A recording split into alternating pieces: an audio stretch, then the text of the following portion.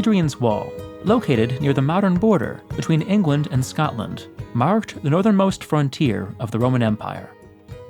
Built, as its name suggests, during the reign of Hadrian, the wall ran 73 miles, spanning Britain from the north to the Irish Sea. An imposing structure, about 15 feet tall and as much as 10 feet thick, it was studded with turrets and mile castles, and guarded by a string of forts. I had wanted to see the wall for years, so this May, during a visit to the UK, I rented a car in Leeds and headed north. Since my schedule only allowed one day, I decided to focus on a few sections of wall and two of the best preserved forts. The first of these was Chester's, located beside the mansion of the 19th century lord who excavated the fort. I liked the old-fashioned museum, with its cluttered shelves of inscriptions and tombstones.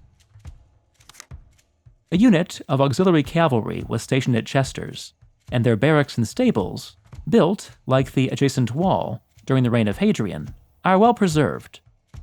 I was especially struck by the remains of the Principia, the headquarters complex. The central courtyard is still visible, as is the subterranean strong room where the unit's pay was kept. The entire site, ringed by ranges of rolling green hills, was picturesque, but the highlight was the bathhouse, located in a stand of oaks beside the rushing River Tyne. Preserved in places to a height of 10 feet, this building had the usual suite of warm and hot rooms, which must have been welcome in this climate. After leaving Chester's, I managed to get lost while looking for a gas station and ended up in the driveway of a farmhouse. Eventually, however, I found my way to Sowing Shields Crags, where Hadrian's Wall marches majestically along the cliffs of the Wyn Sill. I walked along the reconstructed wall, seldom more than 6 feet tall, less than half its original height, for several miles. Clouds tumbled overhead, and hills rolled away to either side, raked by a cold west wind. About halfway through my walk, a sudden storm lashed the landscape.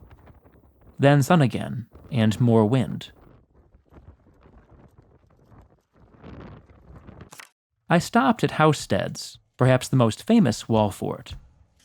I toured the Principia, hospital, barracks, granaries, and other buildings, most of which were modified and reconstructed at least once over the 3 centuries of the fort's life.